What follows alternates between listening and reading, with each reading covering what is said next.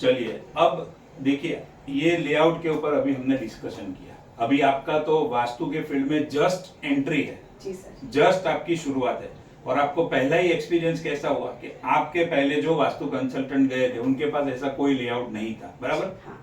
अच्छा, लेआउट के बिना वास्तु किया तो क्या रिजल्ट मिला क्लाइंट को? वास्तु करने के बाद भी, हाँ बोलिए क्या बोल रहे थे?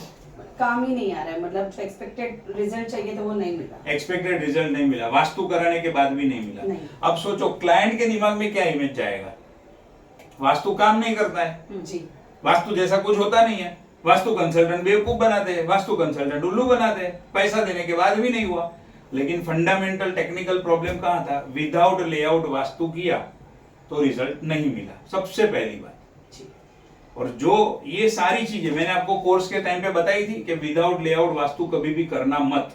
कल भी 2 फोन आए थे मैडम को कि वास्तु करना है ऐसा वैसा। क्या बोला मैडम ने? पहले ही हमारे ऑफिस में सिस्टम ही है, पहले लेआउट बाद में आगे सब। लेआउट के बिना आएंगे ही नहीं, विजिट करेंगे ही नहीं। देखो ये सारी चीजों में क्या है, क्लाइंट को तो उनका पैसा बचेगा, वो लोग वही सोचते हैं कि भाई कौन लेआउट बनाने का एक तो टाइम बिगाड़ेगा, कौन लेआउट बनाने का पैसा देगा, 1500 2000 4000 जो भी लगता है। बट उसके पीछे हमारी खुद की इमेज रहती है। और दूसरे नंबर में वास्तुशास्त्र की पूरी इमेज हम कैरी कर रहे हैं, ध्यान में रखना। हमारी वजह से हमारा शास्त्र कभी भी बदनाम नहीं होना चाहिए, कभी भी उसके अंदर से लोगों को विश्वास नहीं उठना चाहिए हमारी वजह से।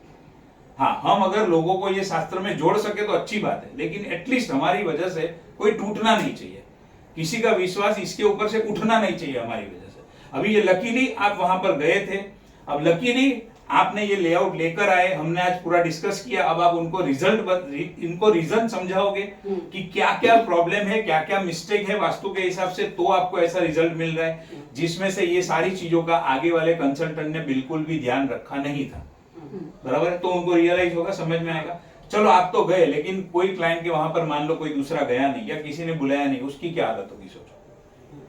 पैसा खर्च करने के बाद भी रिजल्ट नहीं मिला। और जो मैंने आपको एग्जांपल में कहा था, south south west and south west, एक एग्जांपल में बहुत बारीक डिफरेंस है।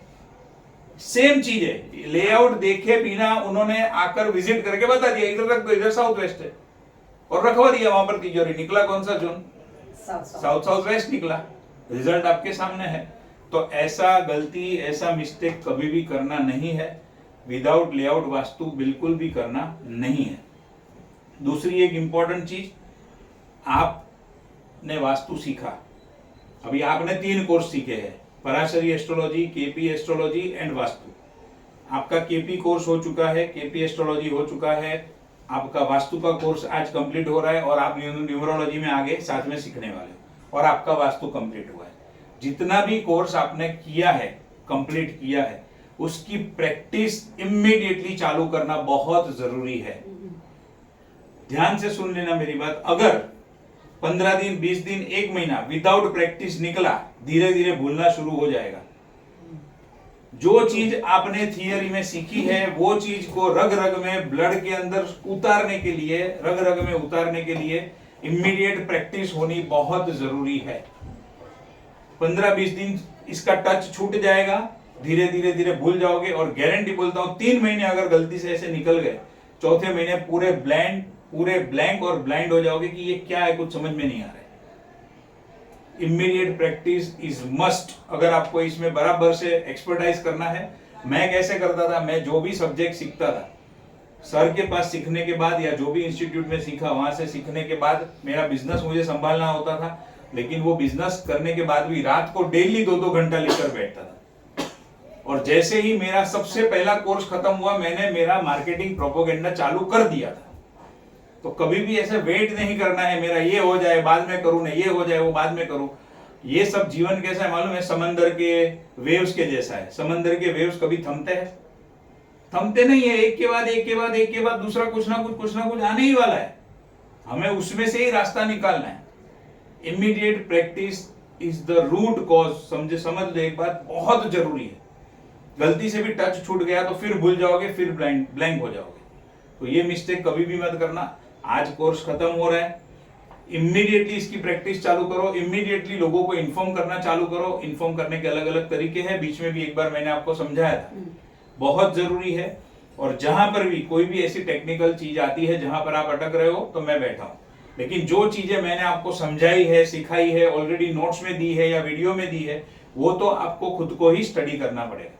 क्योंकि मैं गारंटी से बोलता हूं जिस तरीके से नोट्स मैंने आपको दिया है वास्तु का, आप कहीं से पर लाके बता दो मैं मान जाऊंगा। मैंने जो 4 जगह पे सीखा है वो प्लस मेरा एक्सपीरियंस, वो सारा मर्ज करके एक बहुत बढ़िया नोट्स वो बनाई है। कहीं पर भी आप अटकोगे ही नहीं। सबसे पहली बात, एक थोड़ी सी कॉमन सेंस चलाओगे और एक थोड़ा सा मेहनत करोगे तो कहीं पर अटकने वाले हो ही नहीं, वो पक्का है। फिर भी अटके तो मैं बैठा हूं, उसका कोई टेंशन लेना नहीं है, कभी भी मैं हूं अवेलेबल, उसका कोई प्रॉब्लम नहीं है।